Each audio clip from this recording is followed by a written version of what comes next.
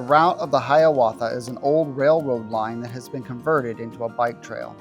It has been called one of the most scenic stretches of railroad in the country.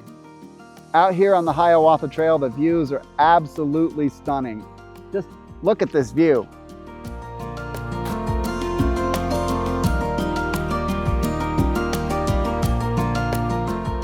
Situated on the Idaho-Montana border, this unique 15-mile bike trail boasts 7 sky-high trestles and 10 dark tunnels. The trail was opened for public use in May of 1998. 3 years later, in June of 2001, the 1.66-mile-long St. Paul Pass Tunnel was opened for traffic for the first time. Here we go into the St. Paul Tunnel. This trail is great for family outings. It's mostly downhill with a shuttle bus to take you back to the top. Along this trail are 9 tunnels that we get to bike through. Some of these tunnels are short and you can see the end before you even enter the tunnel, like this one. Headlights are helpful, but not really all that necessary. Right now we're riding through the St. Paul Pass Tunnel, also known as the Taft Tunnel. This tunnel is 1.66 miles long, and it is complete darkness if you ride through it without lights. That's why it's important that as we're riding through this tunnel, we use lights to see where we're going. If we don't have lights, it's very, very dangerous.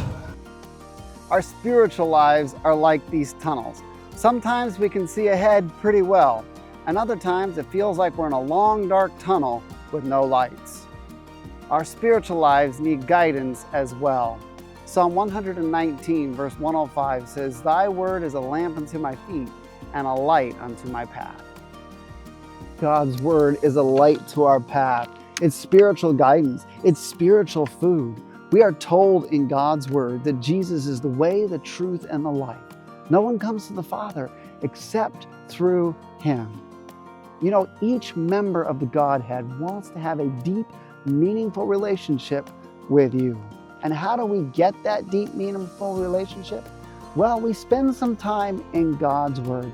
And as we open its sacred pages, as we read what God has written to us through His holy word, we get a deeper understanding of God's deep love for you and for me. God has also provided principles and guidelines for living our lives. He wants what's best, and He's outlined that in His Word.